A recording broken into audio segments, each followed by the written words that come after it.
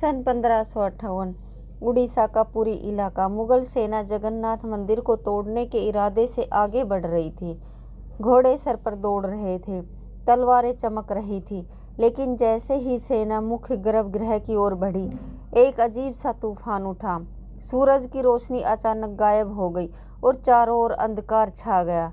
फिर सैनिकों ने देखा कि मंदिर के अंदर से तेज रोशनी आ रही है और रोशनी के साथ एक भयानक और डरावनी चीज उनके पास आ रही है। यह दृश्य इतना भयानक था कि कई सैनिक वहीं पर बेहोश हो गए और जो बच गए वो ऐसे भागे मानो उनके सामने मौत खड़ी हो।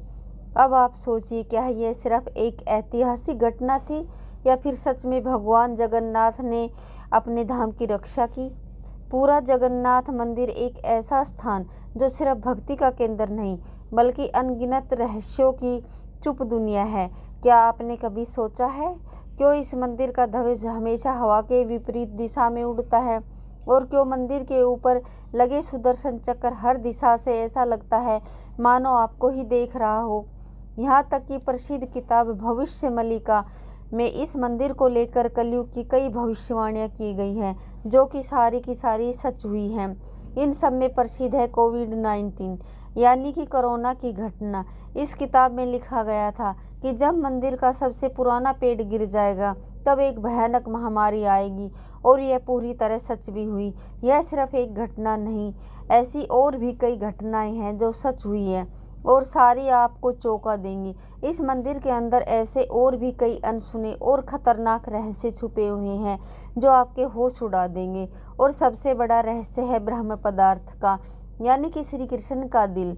माना जाता है कि इस मंदिर में श्री कृष्ण का दिल आज भी मौजूद है, जिसे हर 12 साल में पुरानी मूर्ति से निकालकर नई मूर्ति में डाला जाता है और यह प्रक्रिया काफ़ी महत्वपूर्ण है।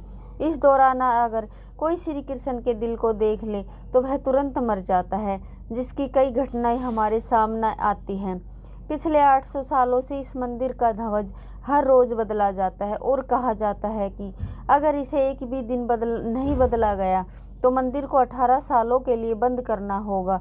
और जब अंग्रेज आए तो उन्होंने इस प्रक्रिया को अंधविश्वास बताकर रोकने की कोशिश की, लेकिन फिर उनके साथ जो हुआ वो जानकर आप चौंक जाएंगे। इस मंदिर के मुख्य द्वार में 22 सीढ़ियाँ हैं जिन्हें पार करना होता है, लेकिन इनमें से तीसरी सीढ़ी पर पैर रखना सख्त मना है। पर आखिर ऐसा क्यों और क्या होगा यदि आपने तीसरी सीढ़ी पर पैर रख दिया? फिर आती है मंदिर की रसोई, जहाँ 7 बर्तनों में एक साथ प्रसाद पकता है। पर नीचे की आंच से ऊपर वाला बर्तन पहले कैसे पक जाता है? क्या मंदिर की रसोई विज्ञान के नियमों को भी चुनौती देती है? ऐसे ही और भी ना जाने कितने चौंकाने वाले रहस्य। यह सिर्फ एक मंदिर नहीं, यह एक ऐसा तीर्थ है जहाँ धर्म, विज्ञान, वास्तु और चमत्कार चारों एक साथ खड़े हैं, जहाँ श्रद्धा सिर्फ पूजा नहीं बल्कि रहस्यों से सामना करने की तैयारी है। तो क्या आप तैयार हैं एक ऐसे सफ़र के लिए जहाँ हर अध्याय आपको चौंकाएगा, हर रहस्य आपके विश्वास को चुनौती देगा और हर जवाब एक नए सवाल को जन्म देगा? चलिए चलते हैं जगन्नाथ मंदिर की उस रहस्यमयी यात्रा पर जहां भगवान खुद हर सवाल का उत्तर है। 15 जून 2015 रात को घड़ी में 12 बजते ही पूरे शहर की बिजली काट दी गई। यह कोई साधारण बिजली कटौती नहीं थी। इस बिजली कटौती का कारण था मंदिर के गर्भगृह में चल रही विचित्र घटना। मंदिर के मुख्य पुजारी इस अंधेरी रात में अपनी आंखों पर पट्टी बांधे और हाथ में एक मोटा दस्ताना पहने हुए अपने हाथों पर एक दिव्य पदार्थ लेकर भगवान की मूर्ति की ओर बढ़ रहे थे। यह कुछ और नहीं, श्री कृष्ण का दिल था, जिसे ब्रह्म पदार्थ भी कहा जाता है।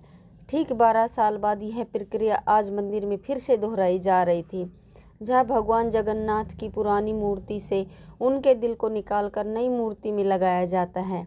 यह होता है भगवान के शरीर को बदलने का, लेकिन आत्मा को यथावत रखने का अनुष्ठान। माना जाता है कि यह मंदिर दुनिया का एकमात्र मंदिर है जहाँ भगवान आज भी जीवित रूप में बसते हैं, और जब उनका शरीर पुराना हो जाता है तो ठीक उसी तरह नया शरीर दिया जाता है जैसे कोई आत्मा नया जन्म लेती है। कहते हैं इस ब्रह्मा तत्व को आज तक किसी ने नहीं देखा, और जिसने भी देखने की कोशिश की वह जिंदा नहीं बचा। नवक लेवर की रात, जब पुरानी मूर्तियों से ब्रह्म तत्व निकालकर नई मूर्तियों में डाला जाता है, पुरी में कर्फ्यू जैसा माहौल बना दिया जाता है। पूरे शहर की बिजली काट दी जाती है। मंदिर को घोर अंधेरे में बंद कर दिया जाता है। मंदिर के अंदर होते हैं सिर्फ विशुद्ध ब्राह्मण, जिनका खानदान सदियों से यही कार्य करता आया है।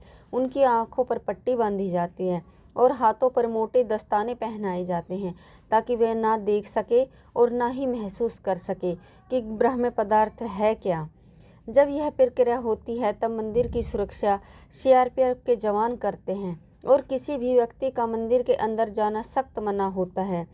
जब 2015 में यह अनुष्ठान हुआ था, तब एक पांडे ने उस ब्रह्म तत्व को हाथ लगा दिया था, जिसके बाद वह तुरंत ही बेहोश हो गया, और जब आँख खुली तो वह मानसिक रूप से पूरी तरह अस्थिर हो गया था। तो सवाल उठता है, ब्रह्म तत्व आखिर है क्या? क्या ये कोई दिव्य ऊर्जा है? क्या ये सिर्फ विश्वास है, या सच में कोई ऐसा अविनाशी पदार्थ मौजूद है जो युगों से युगों तक जीवित है? माना जाता कि यह ब्रह्म पदार्थ काफ़ी ज़्यादा शक्तिशाली है, जिससे लगातार दिव्य ऊर्जा निकलती रहती है और हमेशा हल्का सा कंपन महसूस होता रहता है। प्रसिद्ध इंडियन आर्कोलॉजिस्ट प्रवीण मोहन के हिसाब से श्री कृष्ण सिर्फ एक इंसान नहीं बल्कि एक सुप्रीम बोइंग है।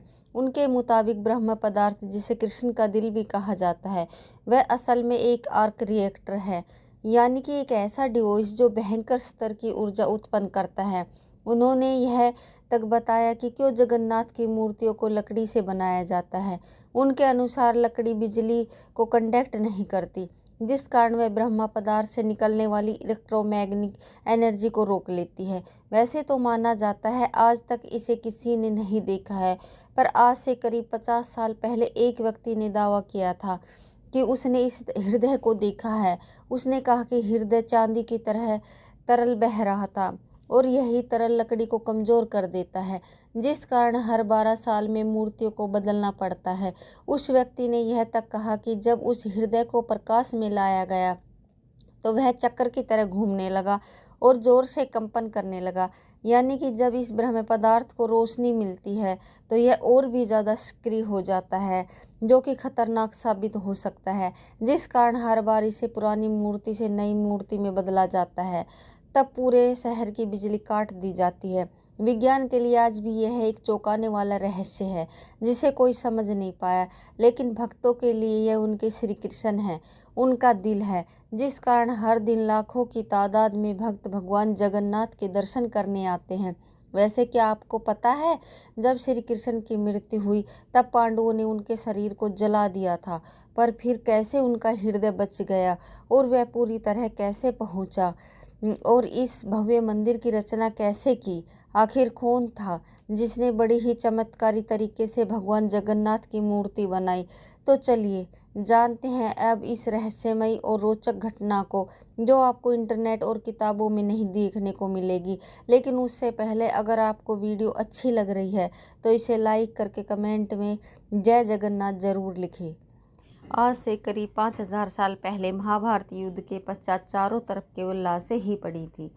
लाखों पड़े शव और कौरवों के विनाश ने सब कुछ झकझोर दिया था। कौरवों की माता गांधारी ने इस विनाश का कारण श्री कृष्ण को बताया था। उनके हिसाब से अगर श्री कृष्ण चाहते तो यह युद्ध होता ही नहीं, पर उन्होंने ऐसा नहीं किया, जिसके कारण क्रोधित होकर गांधारी ने कृष्ण को श्राप दिया, जिस प्रकार मेरे वंश का विनाश हुआ है ठीक उसी प्रकार तुम्हारे भी वंश का विनाश हो जाएगा। इस श्राप के 36 साल बाद जब एक दिन श्री कृष्ण जंगल में विश्राम कर रहे थे, तब एक शिकारी ने उन्हें हिरण समझकर उन पर तीर चला दी, और जैसे ही तीर श्री कृष्ण के पैरों पर जाकर लगी, उन्होंने इस लोक को छोड़ दिया और मृत्यु को स्वीकार किया। और माना जाता है कि उनकी मृत्यु के साथ ही पूरी द्वारका नगरी पानी में समा गई, जिससे उनका पूरा वंश समाप्त हो गया। माना जाता है कि जब शिकारी ने उन्हें गलती से मारा तो उसे बहुत पछतावा हुआ और उसने श्री कृष्ण से माफ़ी मांगी, पर श्री कृष्ण ने बताया कि यह मेरे ही कर्मों का फल है। उन्होंने समझाते हुए कहा कि पिछले जन्म में तुम महान राजा बलि थे, जिसे मैंने ही राम अवतार में छल से मार दिया था, और उसी कारण आज तुम मेरी मृत्यु का कारण बने हो। माना जाता है कि जब श्री कृष्ण की मृत्यु की खबर पांडवों को मिली तो उन्होंने पूरी रीति रिवाज से श्री कृष्ण का अंतिम संस्कार किया और जब उनके शरीर को जलाया गया तो उनका पूरा शरीर पंच तत्व में विलीन हो गया, परंतु उनका हृदय बच गया और जलने की बजाय और भी अधिक ऊर्जा से धड़कने लगा। इसी हृदय को बाद में ब्रह्म पदार्थ कहा गया। अर्जुन ने इस हृदय को लकड़ी के मंच पर रखकर नदी में बहा दिया। काफी लंबे समय तक बहने के बाद यह ब्रह्म पदार्थ उड़ीसा के समुद्र तट पर पहुंचा। उस समय तट पर सबरा जनजाति समुदाय के लोग रहा करते थे। उस जनजाति के मुखिया विसुवसु ने जब इस ब्रह्म पदार्थ को देखा तो वे इसकी ऊर्जा और दिव्य प्रकाश से प्रभावित हो गए। उन्होंने तुरंत ही पहचान लिया कि यह भगवान के ही रूप है और उन्होंने इसे नीलमाधव के रूप में पूजना शुरू कर दिया। उसी समय मालवा के राज्य में राजा इंद्रदुमन राज्य किया करते थे। वे भगवान विष्णु के काफ़ी बड़े भक्त थे। एक दिन उन्होंने नीलमाधव के दर्शन की इच्छा व्यक्त की और उन्हें ढूंढने लगे और यही आगे चलकर जगन्नाथ के निर्माण की आधारशिला बनी। जैसा कि मैंने बताया, राजा इंद्रदुमन विष्णु के परम भक्त थे और एक रात स्वयं भगवान विष्णु उनके सपने में आए और उन्हें कहा कि वे उनकी दिव्य मूर्ति नीलमाधव को ढूंढे और उनके लिए एक भव्य मंदिर का निर्माण करें। श्री हरि विष्णु ने उन्हें यह भी बताया कि यह ब्रह्म पदार्थ उन्हें नीलांचल पर्वत में मिलेगा। जिसके पश्चात राजा ने अपने ब्राह्मण पुजारी विद्यापति को आदेश दिया कि वह इस मूर्ति को ढूंढ निकाले। विद्यापति कई दिनों तक नीलांचल पर्वत के अलग अलग हिस्सों में इसकी तलाश करते रहे और तब जाकर